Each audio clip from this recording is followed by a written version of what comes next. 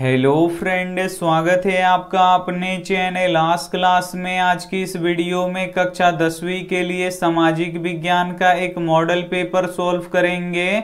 इस model paper में काफी महत्वपूर्ण 50 ऑब्जेक्टिव प्रश्न रहेगा जो आपके फाइनल बोर्ड परीक्षा के लिए काफी महत्वपूर्ण रहेगा। तो एक भी प्रश्न आप लोग स्किप मत कीजिएगा। वीडियो को प्लीज आप लोग शुरू से लेके अंत तक देखिएगा और चैनल को अभी तक आप सब्सक्राइब नहीं किए हैं तो चैनल को सब्सक्राइब कर लीजिएगा।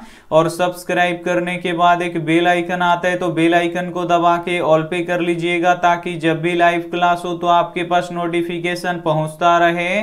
और 6 बजे से हमारे वेबसाइट पे सामाजिक विज्ञान का लाइव टेस्ट होगा तो आप लोग उस टेस्ट को जरूर दीजिएगा। तो आइए शुरू करते हैं पहले नंबर प्रश्न से।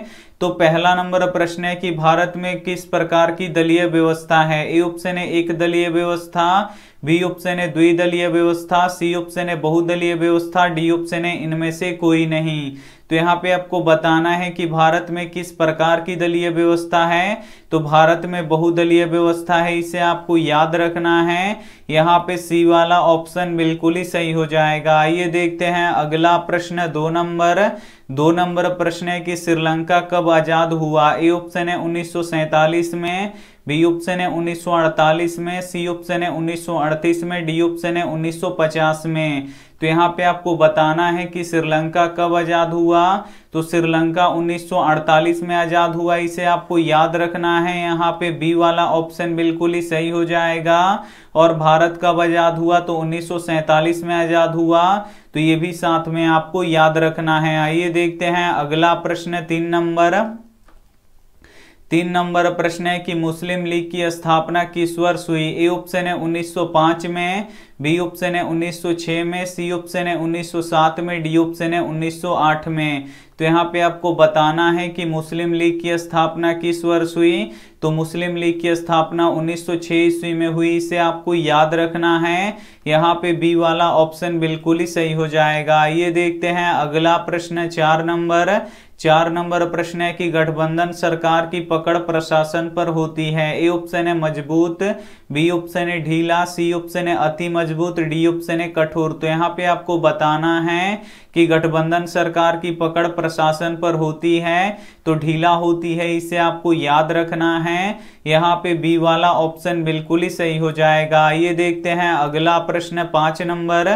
5 नंबर प्रश्न है कि लोकतंत्र की उपलब्धियों में सबसे अधिक सहायक क्या है। ए ऑप्शन है निर्धनता, बी ऑप्शन है अशिक्षा, सी ऑप्शन है विषमता, डी ऑप्शन है विकास। तो यहाँ पे आपको बताना है कि लोकतंत्र की उपलब्धियों में सबसे अधिक सहायक क्या है।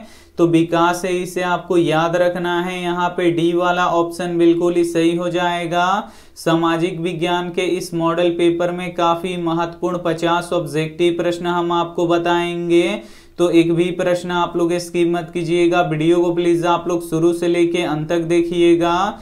और वीडियो को अभी तक आप लाइक नहीं किए हैं तो प्लीज आप लोग वीडियो को लाइक भी कर दीजिएगा। आइए देखते हैं अगला प्रश्न। 6 नंबर प्रश्न है कि राजनीतिक दलों की नींव सर्वप्रथम किस देश में पड़ी। ए ऑप्शन है ब्रिटेन में, बी ऑप्शन है भारत में, सी ऑप्शन है फ्रांस में, डी ऑप्शन है संयुक्त राज्य अमेरिका में। तो यहाँ पे आपको बताना है कि राजनीतिक दलों की नींव सर्वप्रथम किस देश में पड़ी।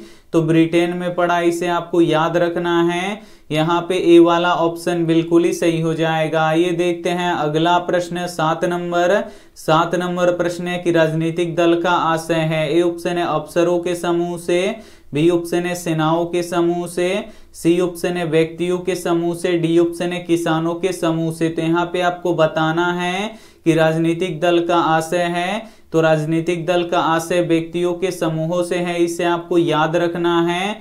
यहाँ पे सी वाला ऑप्शन बिल्कुल ही सही हो जाएगा। आइए देखते हैं अगला प्रश्न। 8 नंबर प्रश्न है कि भारत का प्रथम जल विद्युत संयंत्र की स्थापना कहाँ हुई थी। ए ऑप्शन है बिहार में, बी ऑप्शन है उत्तर प्रदेश में, सी ऑप्शन है दार्जिलिंग में, डी ऑप्शन है हरियाणा में। तो यहाँ पे आपको बताना है कि भारत का प्रथम जल विद्युत संयंत्र की स्थापना कहाँ हुई थी। तो दार्जिलिंग में हुआ था, इसे आपको याद रखना है। यहाँ पे सी वाला ऑप्शन बिल्कुल ही सही हो जाएगा। ये देखते हैं अगला प्रश्न 9 नंबर प्रश्न है कि सौर ऊर्जा निम्न में से कौन सा संसाधन है। ए ऑप्शन है अनवीकरणीय, बी ऑप्शन है नवीकरणीय, सी ऑप्शन है जैव, डी ऑप्शन है चक्रीय। तो यहाँ पे आपको बताना है कि सौर ऊर्जा निम्न में से कौन सा संसाधन है, तो नवीकरणीय संसाधन है, इसे आपको याद रखना है। यहाँ पे बी वाला ऑप्शन बिल्कुल ही सही हो जाएगा। ये देखते हैं अगला प्रश्न 10 नंबर प्रश्न है कि एल्यूमिनियम बनाने में किस खनिज का उपयोग किया जाता है। ए ऑप्शन है मैग्नीज का, बी ऑप्शन है टीन का, सी ऑप्शन है लोहा का, डी ऑप्शन है बॉक्साइड का। तो यहाँ पे आपको बताना है कि एल्यूमिनियम बनाने में किस खनिज का उपयोग किया जाता है, तो बॉक्साइड का उपयोग किया जाता है, इसे आपको याद रखना है। यहाँ पे डी वाला ऑप्शन बिल्कुल ही सही हो जाएगा। ये देखते हैं अगला प्रश्न है 11 नंबर प्रश्न है कि देश के बांधों को किसने भारत का मंदिर कहा है। ए ऑप्शन है महात्मा गांधी ने, बी ऑप्शन है राजेंद्र प्रसाद ने, सी ऑप्शन है पंडित नेहरू ने, डी ऑप्शन है विवेकानंद ने। तो यहाँ पे आपको बताना है कि देश के बांधों को किसने भारत का मंदिर कहा है, तो पंडित नेहरू ने कहा है, इसे आपको याद रखना है। यहाँ पे सी वाला ऑप्शन बिल्कुल ही सही हो जाएगा। ये देखते हैं अगला प्रश्न 12 नंबर प्रश्न है कि किस राज्य में खनिज तेल का विशाल भंडार है। ए ऑप्शन है असम में, बी ऑप्शन है राजस्थान में, सी ऑप्शन है बिहार में, डी ऑप्शन है उत्तर प्रदेश में। तो यहाँ पे आपको बताना है कि किस राज्य में खनिज तेल का विशाल भंडार है, तो असम राज्य में है, इसे आपको याद रखना है।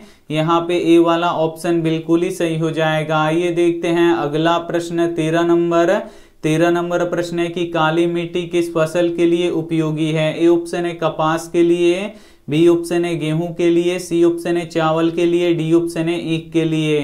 तो यहाँ पे आपको बताना है कि काली मिट्टी किस फसल के लिए उपयोगी है, तो ये कपास के लिए उपयोगी है, इसे आपको याद रखना है। यहाँ पे ए वाला ऑप्शन बिल्कुल ही सही हो जाएगा। ये देखते हैं अगला प्रश्न 14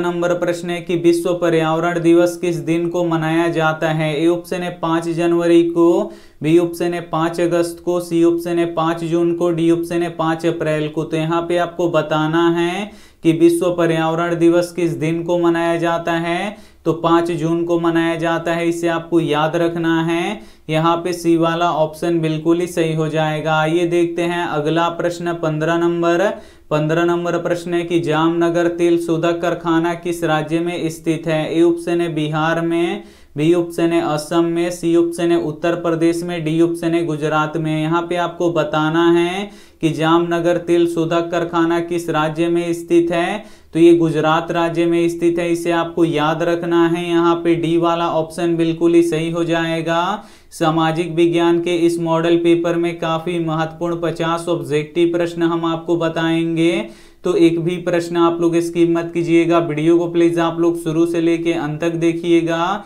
और वीडियो को अभी तक आप लाइक नहीं किए तो प्लीज आप लोग वीडियो को लाइक भी कर दीजिएगा। ये देखते हैं अगला प्रश्न 16 नंबर प्रश्न है कि चावल है। ए ऑप्शन है खरीफ फसल, बी ऑप्शन है रबी फसल, सी ऑप्शन है जायद फसल, डी ऑप्शन है इनमें से सभी।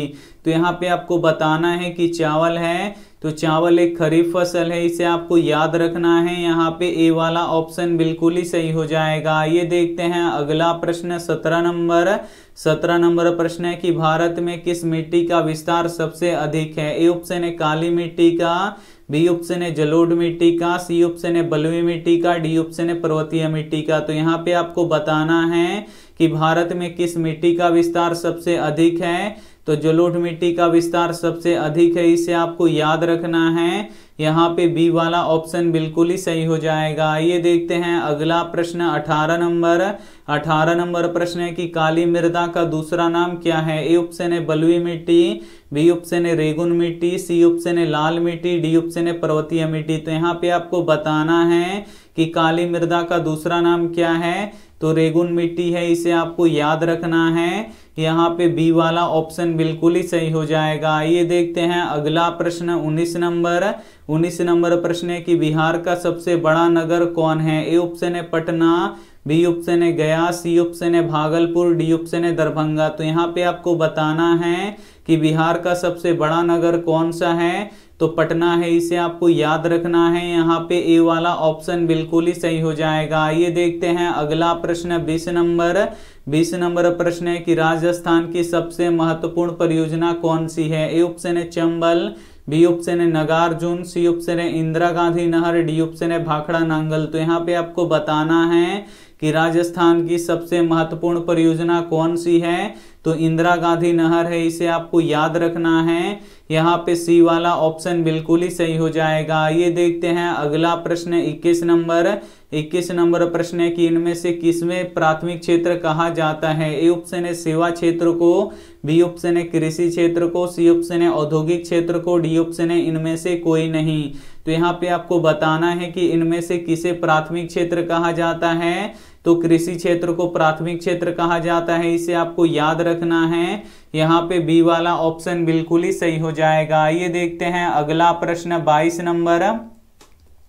22 नंबर प्रश्न है कि इनमें से किसे पिछड़ा राज्य कहते हैं? ए ऑप्शन है पंजाब को, बी ऑप्शन है केरल को, सी ऑप्शन है बिहार को, डी ऑप्शन है दिल्ली को। तो यहाँ पे आपको बताना है कि इनमें से किसे पिछड़ा राज्य कहते हैं? तो बिहार को पिछड़ा राज्य कहते हैं, इसे आपको याद रखना है। यहाँ पे सी वाला ऑप्शन बिल्कुल ही सही हो जाएगा। ये देखते हैं अगला प्रश्न 23 नंबर प्रश्न है कि शेयर बाजार की नियामक संस्था है। ए ऑप्शन है सिडबी, बी ऑप्शन है सेबी, सी ऑप्शन है आरबीआई, डी ऑप्शन है स्टॉक एक्सचेंज। तो यहाँ पे आपको बताना है कि शेयर बाजार की नियामक संस्था है तो सेबी है, इसे आपको याद रखना है। यहाँ पे बी वाला ऑप्शन बिल्कुल ही सही हो जाएगा। ये देखते हैं अगला प्रश्न 24 नंबर प्रश्न है कि भारत के किस राज्य की प्रति व्यक्ति आय सबसे कम है? ए ऑप्शन है बिहार का, बी ऑप्शन है गोवा का, सी ऑप्शन है पंजाब का, डी ऑप्शन है हरियाणा का। तो यहाँ पे आपको बताना है कि भारत के किस राज्य की प्रति व्यक्ति आय सबसे कम है? तो बिहार का सबसे कम है, यहाँ पे ए वाला ऑप्शन बिल्कुल ही सही हो जाएगा। और गोवा राज्य की प्रति व्यक्ति आय सबसे अधिक है, तो ये भी साथ में आपको याद रखना है। आइए देखते हैं अगला प्रश्न 25 नंबर प्रश्न है कि योजना आयोग को भंग करके कौन सी नई योजना बनाई गई? ए ऑप्शन है नीति आयोग, बी ऑप्शन है वित्त आयोग, सी ऑप्शन है राज्य वित्त आयोग, डी ऑप्शन है इनमें से कोई नहीं। तो यहाँ पे आपको बताना है कि योजना आयोग को भंग करके कौन सी नई योजना बनाई गई?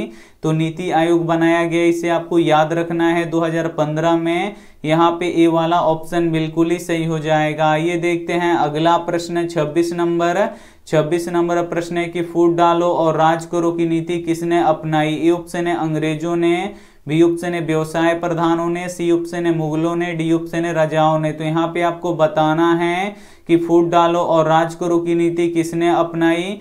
तो अंग्रेजों ने अपनाई, इसे आपको याद रखना है। यहाँ पे ए वाला ऑप्शन बिल्कुल ही सही हो जाएगा। ये देखते हैं अगला प्रश्न 27 नंबर प्रश्न है कि राष्ट्रीय आय का अनुमान सबसे पहले किसने लगाया? काफी महत्वपूर्ण प्रश्न है।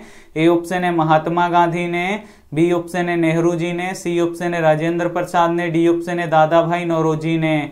तो यहाँ पे आपको बताना है कि राष्ट्रीय आय का अनुमान सबसे पहले किसने लगाया? तो दादा भाई नौरोजी ने लगाया, इसे आपको याद रखना है।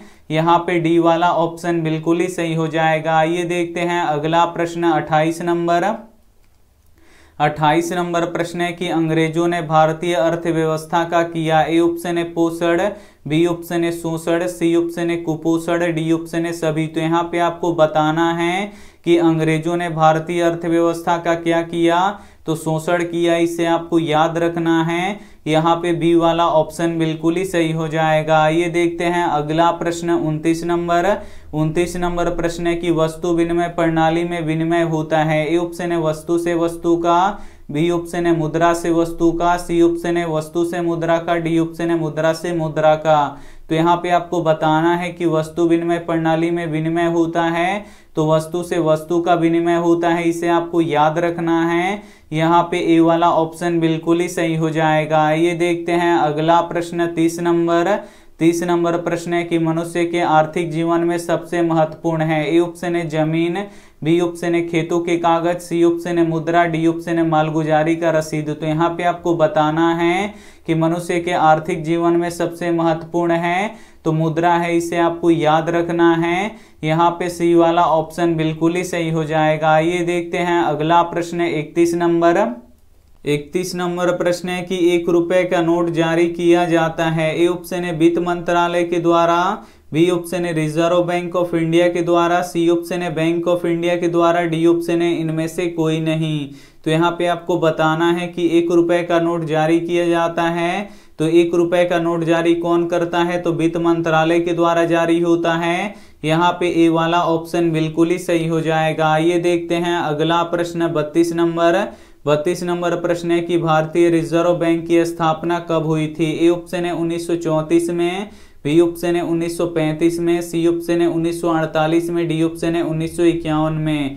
तो यहाँ पे आपको बताना है कि भारतीय रिजर्व बैंक की स्थापना कब हुई थी। तो भारतीय रिजर्व बैंक की स्थापना 1935 में हुआ था, इसे आपको याद रखना है। यहाँ पे बी वाला ऑप्शन बिल्कुल ही सही हो जाएगा। ये देखते हैं अगला प्रश्न 33 नंबर। 33 नंबर प्रश्न है कि दीर्घकालीन ऋण कौन प्रदान करता है। ए ऑप्शन है कृषक महाजन, बी ऑप्शन है प्राथमिक कृषि, सी ऑप्शन है भूमि विकास बैंक, डी ऑप्शन है इनमें से कोई नहीं। तो यहाँ पे आपको बताना है कि दीर्घकालीन ऋण कौन प्रदान करता है, तो भूमि विकास बैंक करता है, इसे आपको याद रखना है। यहाँ पे सी वाला ऑप्शन बिल्कुल ही सही हो जाएगा। ये देखते हैं अगला प्रश्न 34 नंबर। 34 नंबर प्रश्न है कि भारत का केंद्रीय बैंक कौन सा है। ए ऑप्शन है Reserve Bank of India, B option है क्षेत्रीय ग्रामीण बैंक, सी ऑप्शन है State Bank of India, D option है पंजाब नेशनल बैंक। तो यहाँ पे आपको बताना है कि भारत का केंद्रीय बैंक कौन सा है। तो भारत का केंद्रीय bank reserve Bank of India है, इसे आपको याद रखना है। यहाँ पे ए वाला ऑप्शन बिल्कुल ही सही हो जाएगा। ये देखते हैं अगला प्रश्न 35 नंबर। 35 नंबर प्रश्न है कि वैश्वीकरण के मुख्य कितने अंग होते हैं। ए ऑप्शन है 1, बी ऑप्शन है 2, सी ऑप्शन है 3, डी ऑप्शन है 5। तो यहाँ पे आपको बताना है कि वैश्वीकरण के मुख्य कितने अंग होते हैं। तो वैश्वीकरण के मुख्य 5 अंग होते हैं, इसे आपको याद रखना है। यहाँ पे डी वाला ऑप्शन बिल्कुल ही सही हो जाएगा। ये देखते हैं अगला प्रश्न 36 नंबर। 36 नंबर प्रश्न है कि इनमें से कौन बहुराष्ट्रीय कंपनी नहीं है। ए ऑप्शन है फोर्ड मोटर, बी ऑप्शन है सैमसंग, सी ऑप्शन है पार्ले जी, डी ऑप्शन है कोका कोला। तो यहाँ पे आपको बताना है कि इनमें से कौन बहुराष्ट्रीय कंपनी नहीं है। तो पार्ले जी नहीं है, यहाँ पे सी वाला ऑप्शन बिल्कुल ही सही हो जाएगा। ये देखते हैं अगला प्रश्न 37 नंबर। 37 नंबर प्रश्न है कि उपभोक्ताओं को जानकारी लेनी चाहिए किसी वस्तु के। ए ऑप्शन है गुण की, बी ऑप्शन है मात्रा की, सी ऑप्शन है वस्तु बनाने में प्रयुक्त तत्व की, डी ऑप्शन है सभी का। तो यहाँ पे आपको बताना है कि उपभोक्ताओं को जानकारी लेनी चाहिए। तो गुण की जानकारी लेनी चाहिए, मात्रा की जानकारी लेनी चाहिए, वस्तु बनाने में प्रयुक्त तत्व की जानकारी लेना चाहिए, यानी इनमें से सभी का जानकारी लेनी चाहिए। यहाँ पे डी वाला ऑप्शन बिल्कुल ही सही हो जाएगा। ये देखते हैं अगला प्रश्न 38 नंबर। 38 नंबर प्रश्न है कि हॉलमार्क किस पर होता है। ए ऑप्शन है कृषि उत्पादनों पर, बी ऑप्शन है सोने के आभूषणों पर, सी ऑप्शन है इलेक्ट्रॉनिक सामान पर, डी ऑप्शन है इनमें से कोई नहीं। तो यहाँ पे आपको बताना है कि हॉलमार्क किस पर होता है। तो सोने के आभूषणों पर होता है, इसे आपको याद रखना है। यहाँ पे बी वाला ऑप्शन बिल्कुल ही सही हो जाएगा। ये देखते हैं अगला प्रश्न 39 नंबर। 39 नंबर प्रश्न है कि उपभोक्ता अधिकार दिवस कब मनाया जाता है। ए ऑप्शन है 17 मार्च को, बी ऑप्शन है 15 मार्च को, सी ऑप्शन है 10 अप्रैल को, डी ऑप्शन है 22 अप्रैल को। तो यहाँ पे आपको बताना है कि उपभोक्ता अधिकार दिवस कब मनाया जाता है। तो उपभोक्ता अधिकार दिवस 15 मार्च को मनाया जाता है, इसे आपको याद रखना है। यहाँ पे बी वाला ऑप्शन बिल्कुल ही सही हो जाएगा। ये देखते हैं अगला प्रश्न 40 नंबर। 40 नंबर प्रश्न है कि किस धातु का मुद्रा के रूप में सर्वाधिक प्रयोग हुआ है। ए ऑप्शन है लोहा का, बी ऑप्शन है तांबा का, सी ऑप्शन है पीतल का, डी ऑप्शन है चांदी और सोना का। तो यहाँ पे आपको बताना है कि किस धातु का मुद्रा के रूप में सर्वाधिक प्रयोग हुआ है। तो चांदी और सोना का हुआ है, इसे आपको याद रखना है। यहाँ पे डी वाला ऑप्शन बिल्कुल ही सही हो जाएगा। ये देखते हैं अगला प्रश्न 41 नंबर। 41 नंबर प्रश्न है कि आज भी ऋण प्राप्त करने का सबसे लोकप्रिय स्रोत है। ए ऑप्शन है बैंक, बी ऑप्शन है रिश्तेदार, सी ऑप्शन है महाजन, डी ऑप्शन है घर वाले। तो यहाँ पे आपको बताना है कि आज भी ऋण प्राप्त करने का सबसे लोकप्रिय स्रोत है तो महाजन है, इसे आपको याद रखना है। यहाँ पे सी वाला ऑप्शन बिल्कुल ही सही हो जाएगा। ये देखते हैं अगला प्रश्न 42 नंबर। 42 नंबर प्रश्न है कि हंगरी की राजधानी कहाँ है? ए ऑप्शन है बुडापेस्ट, बी ऑप्शन है रोम, सी ऑप्शन है पेरिस, डी ऑप्शन है मॉस्को। तो यहाँ पे आपको बताना है कि हंगरी की राजधानी कहाँ है। तो हंगरी की राजधानी बुडापेस्ट है, इसे आपको याद रखना है। यहाँ पे ए वाला ऑप्शन बिल्कुल ही सही हो जाएगा। आइए देखते हैं अगला प्रश्न 43 नंबर। 43 नंबर प्रश्न है कि बिस्मार्क क्या था? ए ऑप्शन है कवि, बी ऑप्शन है नाटककार, सी ऑप्शन है संगीतज्ञ, डी ऑप्शन है कूटनीतिज्ञ। तो यहाँ पे आपको बताना है कि बिस्मार्क क्या था। तो बिस्मार्क कूटनीतिज्ञ था, इसे आपको याद रखना है। यहाँ पे डी वाला ऑप्शन बिल्कुल ही सही हो जाएगा। ये देखते हैं अगला प्रश्न 44 नंबर। 44 नंबर प्रश्न है कि जर्मन राइन राज्य का निर्माण किसने किया था? ए ऑप्शन है लुई 14वां ने, बी ऑप्शन है नेपोलियन बोनापार्ट ने, सी ऑप्शन है नेपोलियन 3 ने, डी ऑप्शन है बिस्मार्क ने। तो यहाँ पे आपको बताना है कि जर्मन राइन राज्य का निर्माण किसने किया था? तो नेपोलियन बोनापार्ट ने किया था। यहाँ पे बी वाला ऑप्शन बिल्कुल ही सही हो जाएगा। ये देखते हैं अगला प्रश्न 45 नंबर। 45 नंबर प्रश्न है कि गैरीबाल्डी पेशे से क्या था? ए ऑप्शन है सिपाही, बी ऑप्शन है नाविक, सी ऑप्शन है किसान, डी ऑप्शन है जमींदार। तो यहाँ पे आपको बताना है कि गैरीबाल्डी पेशे से क्या था। तो गैरीबाल्डी पेशे से क्या था? तो नाविक था, इसे आपको याद रखना है। यहाँ पे बी वाला ऑप्शन बिल्कुल ही सही हो जाएगा। ये देखते हैं अगला प्रश्न 46 नंबर। 46 नंबर प्रश्न है कि तिनकठिया प्रणाली किन पर लागू की गई थी? ए ऑप्शन है उद्योगपतियों पर, बी ऑप्शन है व्यापारियों पर, सी ऑप्शन है श्रमिकों पर, डी ऑप्शन है किसानों पर। तो यहाँ पे आपको बताना है कि तिनकठिया प्रणाली किन पर लागू की गई थी। तो किसानों पर लागू की गई थी। यहाँ पे डी वाला ऑप्शन बिल्कुल ही सही हो जाएगा। ये देखते हैं अगला प्रश्न 47 नंबर। 47 नंबर प्रश्न है कि 1905 में बंगाल विभाजन किसके समय पर हुआ था? ए ऑप्शन है लॉर्ड कर्जन के समय पर, बी ऑप्शन है लॉर्ड रिपन के समय पर, सी ऑप्शन है लॉर्ड लिटन के समय पर, डी ऑप्शन है लॉर्ड डलहौजी के समय पर। तो यहाँ पे आपको बताना है कि 1905 में बंगाल विभाजन किसके समय पर हुआ था? तो लॉर्ड कर्जन के समय पर हुआ था। यहाँ पे ए वाला ऑप्शन बिल्कुल ही सही हो जाएगा। ये देखते हैं अगला प्रश्न 48 नंबर। 48 नंबर प्रश्न है कि टैक्सोल का उपयोग किसमें किया जाता है? ए ऑप्शन है मलेरिया में, बी ऑप्शन है एड्स में, सी ऑप्शन है कैंसर में, डी ऑप्शन है टीबी में। तो यहाँ पे आपको बताना है कि टैक्सोल का उपयोग किसमें किया जाता है? तो कैंसर में किया जाता है, इसे आपको याद रखना है। यहाँ पे सी वाला ऑप्शन बिल्कुल ही सही हो जाएगा। ये देखते हैं अगला प्रश्न 49 नंबर। 49 नंबर प्रश्न है कि गदर पार्टी का स्थापना किसने किया? ए ऑप्शन है गुरुदयाल सिंह ने, बी ऑप्शन है चंद्रशेखर आजाद ने, सी ऑप्शन है लाला हरदयाल ने, डी ऑप्शन है सोहन सिंह ने। तो यहाँ पे आपको बताना है कि गदर पार्टी का स्थापना किसने किया? तो लाला हरदयाल ने किया, इसे आपको याद रखना है। यहाँ पे सी वाला ऑप्शन बिल्कुल ही सही हो जाएगा। ये देखते हैं अंतिम प्रश्न 50 नंबर। 50 नंबर प्रश्न है कि कागज का आविष्कार किस देश में हुआ? ए ऑप्शन है चीन में, बी ऑप्शन है जर्मनी में, सी ऑप्शन है जापान में, डी ऑप्शन है रोम में। तो यहाँ पे आपको बताना है कि कागज का आविष्कार किस देश में हुआ। तो कागज का आविष्कार चीन में हुआ है। यहाँ पे ए वाला ऑप्शन बिल्कुल ही सही हो जाएगा। सामाजिक विज्ञान के इस मॉडल पेपर में काफी महत्वपूर्ण 50 ऑब्जेक्टिव प्रश्न हम आपको बता चुके हैं, और ये जो 50 ऑब्जेक्टिव प्रश्न है ये आपके फाइनल बोर्ड परीक्षा के लिए काफी महत्वपूर्ण है। तो इसमें से जो भी प्रश्न आपको याद ना हो तो प्लीज आप लोग उसे नोटबुक पे लिख के जरूर याद कर लीजिएगा। और वीडियो को अभी तक आप लाइक नहीं किए तो प्लीज आप लोग वीडियो को लाइक कर दीजिएगा। और ये रहा आपके लिए होमवर्क प्रश्न, इसका जवाब आपको कमेंट बॉक्स में देना है कि ग्राम कचहरी का प्रमुख कौन होता है? ए ऑप्शन है पंच, बी ऑप्शन है सरपंच, सी ऑप्शन है प्रमुख, डी ऑप्शन है न्याय मित्र। और अभी यहाँ पे 6 बजे सामाजिक विज्ञान का लाइव टेस्ट होगा हमारे वेबसाइट पे, तो यहाँ से जाइए और हमारे वेबसाइट पे जाइए और आप लोग सामाजिक विज्ञान का लाइव टेस्ट दीजिए। और इसमें से जो भी ऑप्शन आपको सही लगे वो आप हमें कमेंट करके भी बताइए। और वीडियो को लाइक नहीं किए तो प्लीज आप लोग वीडियो को लाइक कीजिएगा, अपने दोस्तों के पास इस वीडियो को जरूर शेयर कीजिएगा। और चैनल को अभी तक आप सब्सक्राइब नहीं किए तो चैनल को सब्सक्राइब कर लीजिएगा।